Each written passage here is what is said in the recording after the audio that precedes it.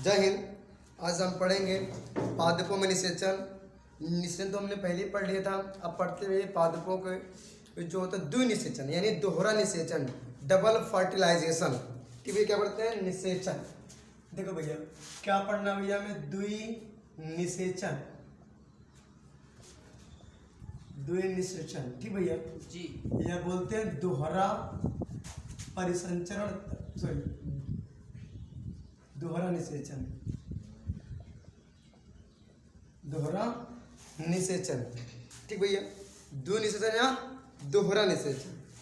अब बात कर ले भैया जो द्विनिषेचन है, देख कुछ लोग तो सिंपल से बोलते हैं, कुछ टीचर लोग उसे भी कुछ जो उसकी डिफिनेशन होती है लोग बोलते हैं कि पादपों में 2 बार निषेचन होने की क्रिया को दोहरा निषेचन कहते हैं। फिलहाल ठीक है, लेकिन इसको समझते हैं किस तरह होता है, कब बोलते हैं दोहरा निषेचन, कब बोलते हैं त्रिसंलयन, इस सबको भी ध्यान देना है। यहाँ पे देखिए क्या होता है, कैसे किस तरह में जानना है। तो ध्यान दीजिए, ये पुष्प के अंडाशय की संरचना है, सिंपल से यहाँ से बना देना है, ऐसे बन गया जो संरचना भैया। ये अंडाशय, पुष्प का अंडाशय है या पुष्प के अंडाशय के बाद इसकी संरचना बन गई। अब ध्यान देना हमें, जो ऊपरी हिस्सा है इसे हम लोग बोलते हैं, ये जो यहाँ पे छोटी सी नलिका आती है इसे बोलते हैं पराग नलिका। ये क्या है? पराग नलिका। ये क्या है? पराग नलिका। ध्यान समझना है यहाँ पे, ये हो गया भैया, ध्यान दे, ये बन गया भैया चित्र। और ये ऊपर जो हिस्सा हो गया, ये जो ये इसे क्या बोलते हैं हम लोग? बोलते हैं भैया वर्तिकाग्र। क्या बोलते हैं? वर्तिकाग्र। वर्तिकाग्र क्या बोलते भैया? वर्तिकाग्र ठीक है। यानी इसे बोलते हैं, इंग्लिश की बात कर ले तो इसे हम लोग बोलते हैं भैया स्टिग्मा। क्या बोलते भैया इंग्लिश में? स्टिग्मा ठीक, स्टिग्मा है। और यहाँ पे एक छोटी सी संरचना होती है जो बोलते हैं परागकण। ये परागकण है भैया ठीक। क्या ये परागकण? जो परागकण होता है इसे बोलते भैया परागकण। क्या ये? परागकण। यानी भैया बोलते हैं इंग्लिश में पॉलन ग्रेन। क्या बोलते हैं? पॉलन ग्रेन ठीक भैया। एक परागकण होता है, एक परागकण में 2 नरयुग्मक होते हैं। कितने होते हैं? 2। एक परागकण में 2 नरयुग्मक होते हैं भैया, 2 नरयुग्मक होते हैं यानी मेल गैमेट्स। अब ध्यान देना है यहाँ पे, इस वाले भाग को बोलते हैं वर्तिका। क्या बोलते हैं भैया? वर्तिका। इंग्लिश में बात करें तो बोलते हैं भैया स्टाइल। ठीक भैया, क्या बोलते हैं? स्टाइल। अब यहाँ ध्यान देना है कि जो सेल है इस वाले भाग को हम बोलते हैं भैया एम्ब्रायोशय। क्या बोलते हैं? भ्रूण कोश। क्या बोलते हैं भैया? भ्रूण कोश। क्या बोलते हैं भैया? एम्ब्रायो सेल, एम्ब्रायोसाइट, एम्ब्रायोसाइट, भ्रूण कोश। एम्ब्रायो से क्या? भ्रूण कोश। अब यहाँ ध्यान दीजिए, इसमें कुछ इस तरह से संरचनाएं होती हैं, कुछ इस तरह से संरचनाएं होती हैं। यहाँ से 3 कोशिकाएं होती हैं ठीक है। ये कोशिकाएं जो होती हैं, ध्यान, अब यहाँ पे भी 3 कोशिकाएं ऐसे दिखती हैं, ऐसे करके। इन तीनों कोशिकाओं को बोलते हैं प्रतिमुख कोशिका। क्या बोलते हैं भैया? प्रतिमुख कोशिका। क्या बोलते? प्रतिमुख कोशिका। या इससे हम बात कर लें, इंग्लिश की बात कर लें, इसे बोलेंगे हम लोग एंटीपोडल सेल। क्या बोलेंगे? एंटीपोडल सेल ठीक भैया। प्रतिमुख कोशिका या एंटीपोडल सेल। आगे देखते हैं, इसमें 2 ऐसे युग्मक होते हैं, ऐसे। ये इसे बोलते हैं ध्रुवीय केंद्रक। क्या बोलते हैं भैया? ध्रुवीय केंद्रक। अगर बात करें इस इंग्लिश में क्या कहते हैं भैया? तो पोलर न्यूक्लियर बोलते हैं। क्या बोलते हैं भैया?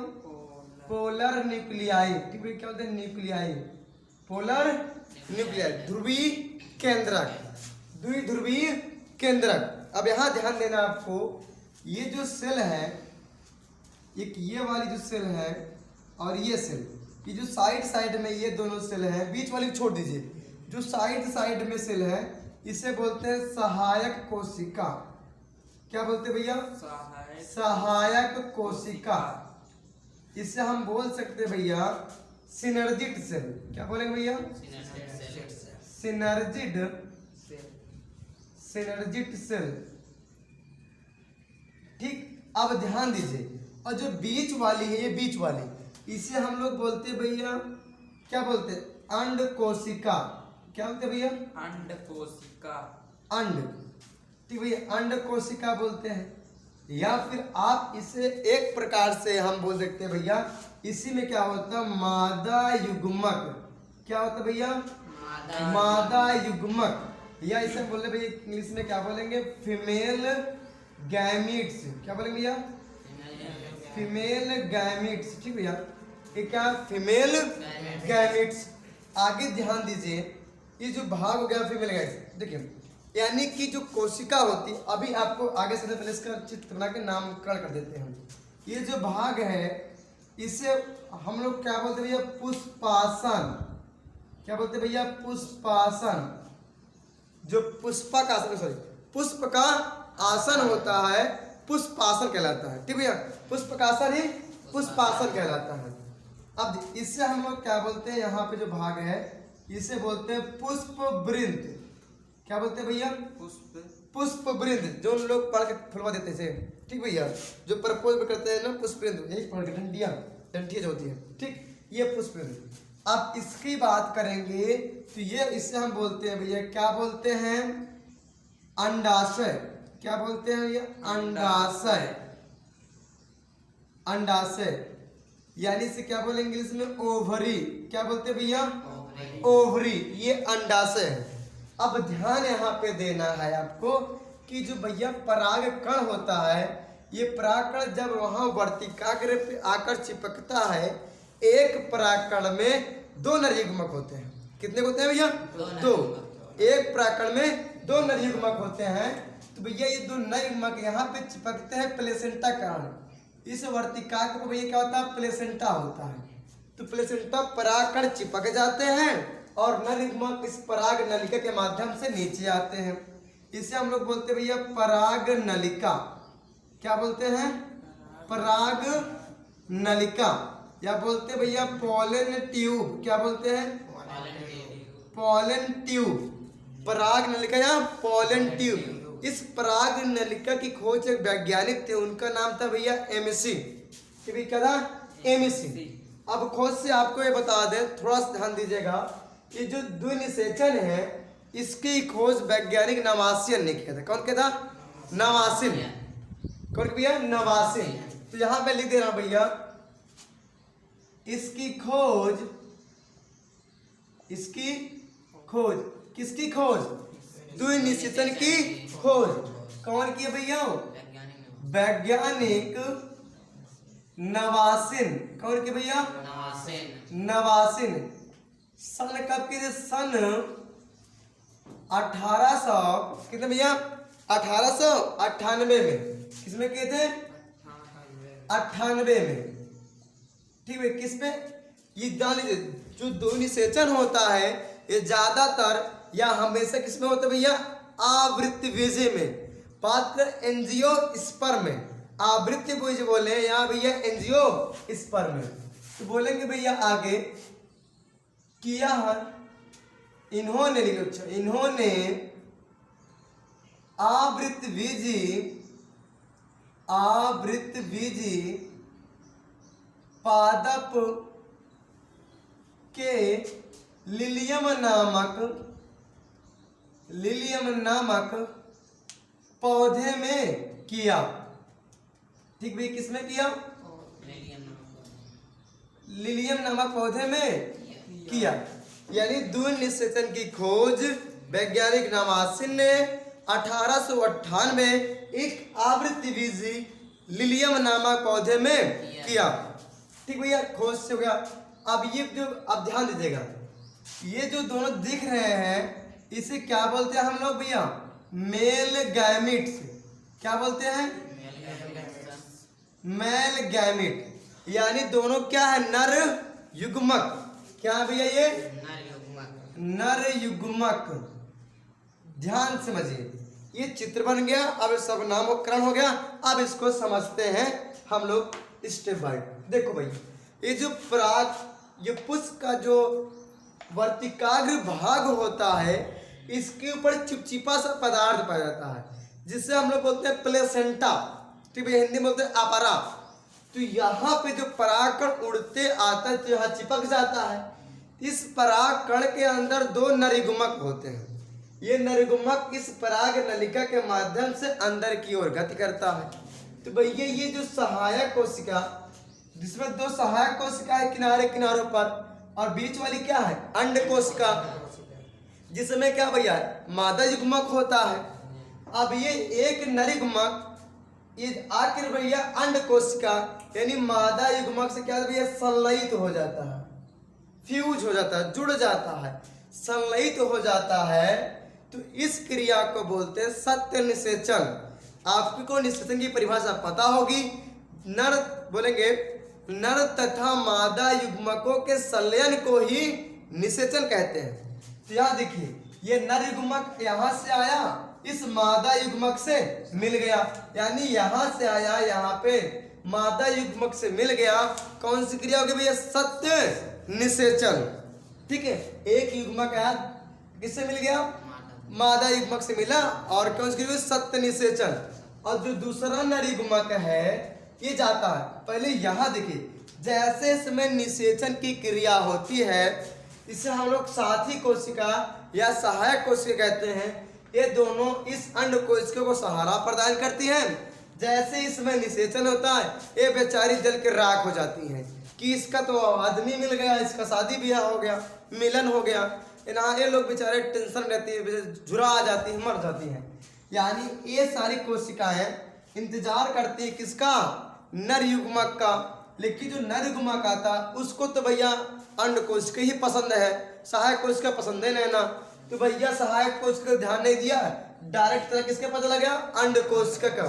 जब अंड कोशिका के पास गया तो इसे कहते भैया सच्चा प्रेम। इस नर युग्मक को किससे प्रेम था, अंड कोशिका से। इसलिए सहायक कोशिका के पास नहीं गया, किसके पास गया, अंड कोशिका से। चाहे सच्चा प्रेम बोलो या भाई क्या बोलेंगे, सत्य निषेचन। प्रेम ना बोलने गड़बड़ा चाहिए, क्या बोलेंगे भाई, सत्य निषेचन।